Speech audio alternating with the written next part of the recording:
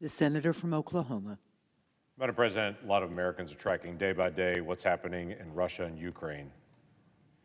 As we watch the Russian army continue to be able to roll its way through Ukraine, and city by city, pummel innocent people, to literally shell homes, apartments, businesses, to level whole cities to the ground for the sake of Russia's aggression. This Congress and this body in particular, in the Senate, has spoken out often on this issue.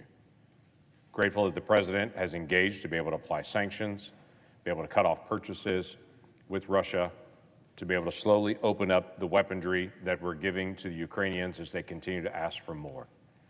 They're looking for help. And Oklahomans that I talk to want us to provide help.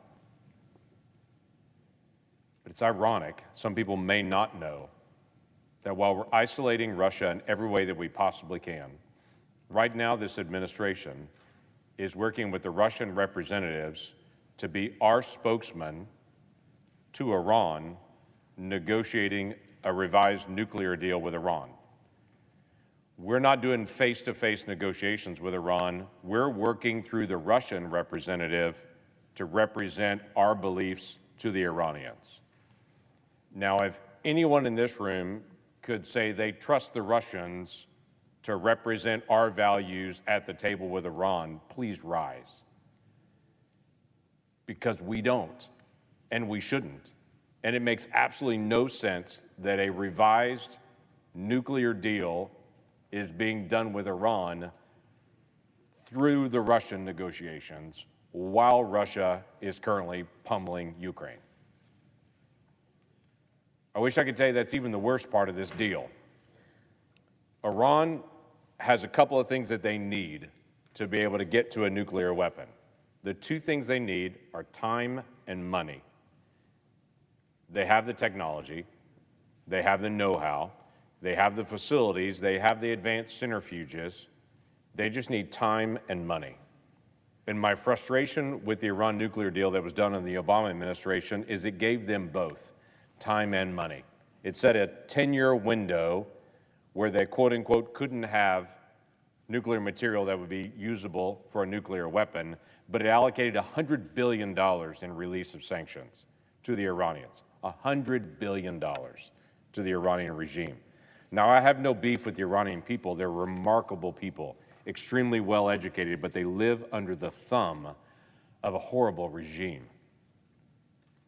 What did the Iranian regime do with that $100 billion that they were given? Well, we saw the advance of the war in Yemen that happened as the Iranians were supplying the Houthis to be able to attack the Saudis and the Emiratis.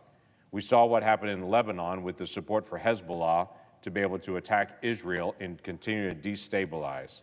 We saw what the Iranians did in Syria, supporting Bashar Assad and becoming his army in many areas across Syria. And that ruthless dictator is still there today because of Iranian support, because of the $100 billion that was given to Iran so they could prop up Assad and so he could stay in place. That's what happened with the $100 billion that Iran was given last time.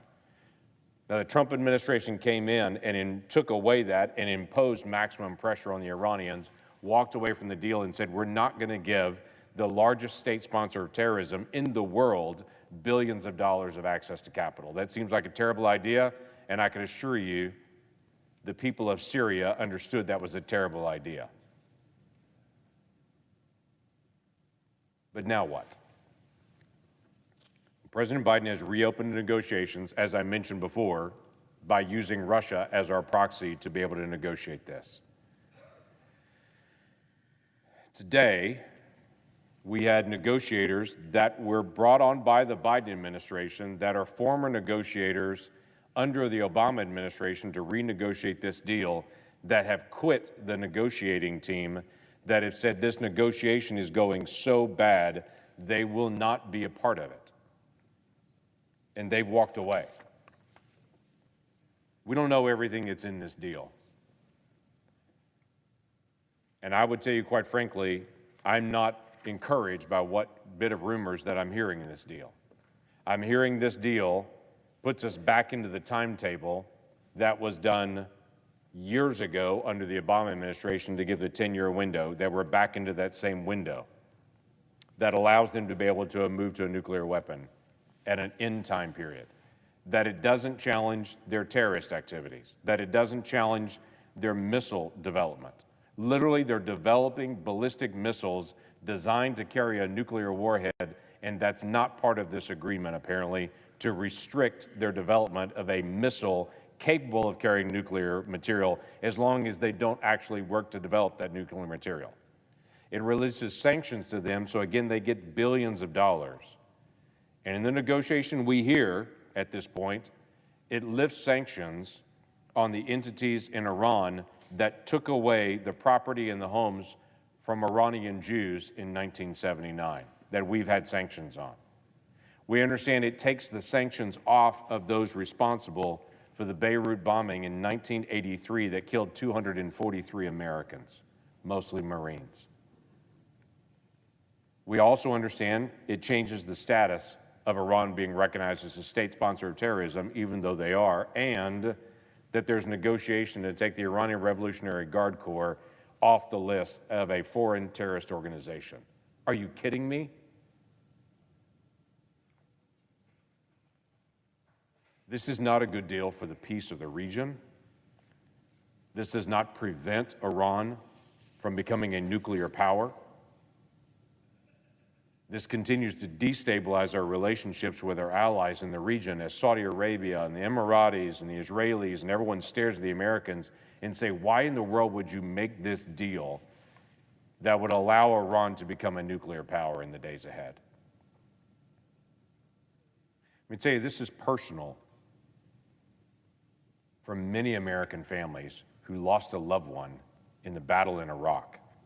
When Iran engaged its Iranian Revolutionary Guard to provide lethal equipment to the Iraqis so they could kill more Americans. Many Americans died in Iraq because of Iranian actions. On March the 11th of 2020, Technical Sergeant Roberts from Owasso, Oklahoma, was killed in Iraq.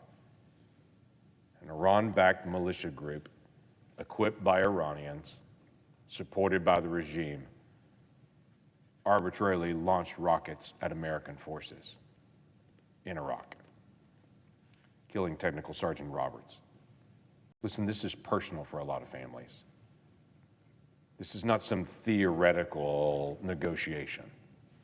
This is a problem. Why we would say to the Russians, negotiate on our behalf while they're slaughtering Ukrainians and we're sanctioning those same Russians makes no sense.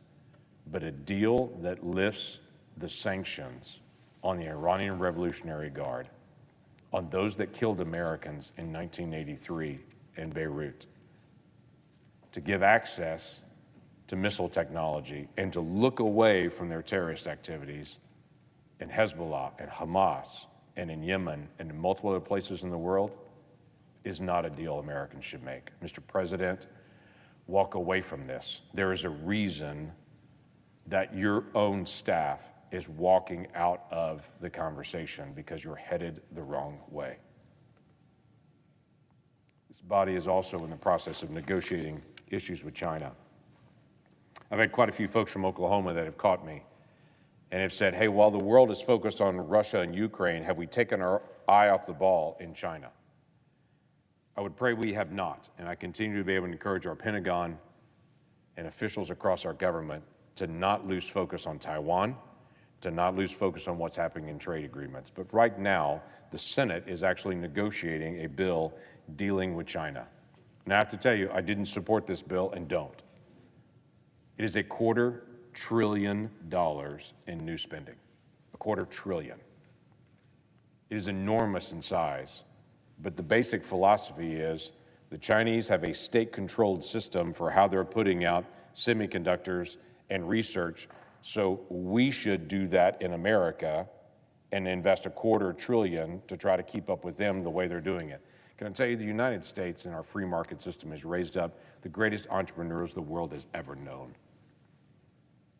In areas of research, there are quite a few areas where we have government and private sector cooperation, both in disease research and in technology, all kinds of research that happen that have been very successful in transitioning into marketable products. But $250 billion is a big number and philosophically shifts us into a very different structure of trying to be able to, quote unquote, keep up with the Chinese. Now, I do have to grant the Senate bill is much better than the House bill. The House put together a bill dealing with China that is classic House of Representatives at this point. They sent over a bill to us that they called their China bill, but it actually uses the word climate in it more than it uses the word China in it. It actually authorizes $4 billion a year into the UN Green Climate Fund, which actually gives grants to Iran, China, and North Korea to help with their green transitions.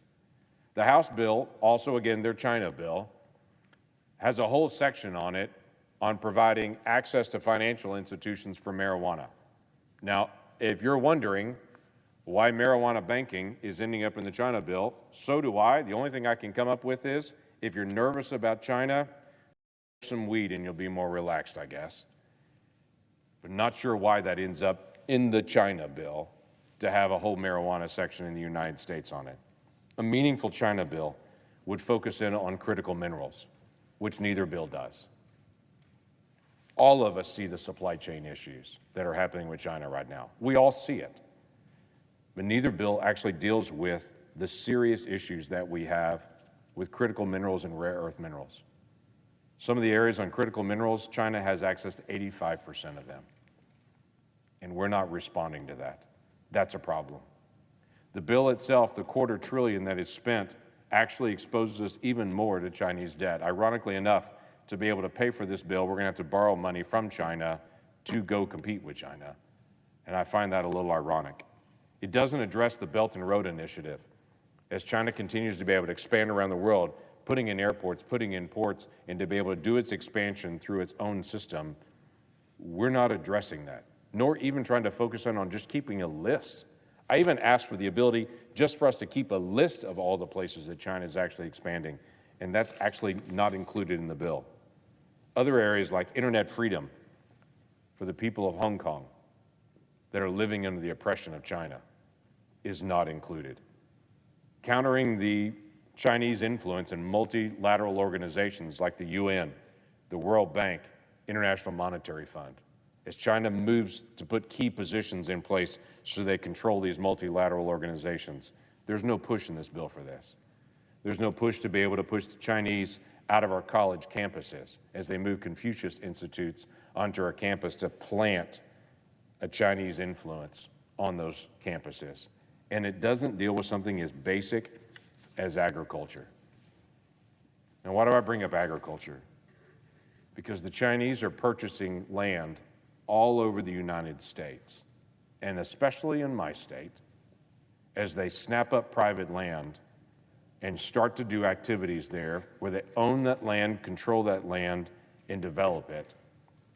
There is no CFIUS restrictions that deals with Chinese espionage dealing with agriculture at all.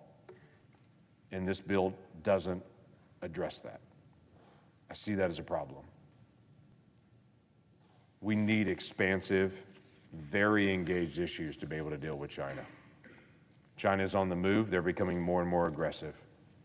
They continue to be more and more aggressive as they deal with a multitude of issues, everything from agriculture all the way through biotech, engineering, chemistry, ownership of intellectual property, theft of intellectual property.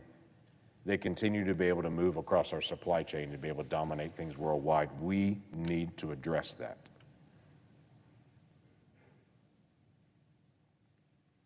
This fails to do those critical things.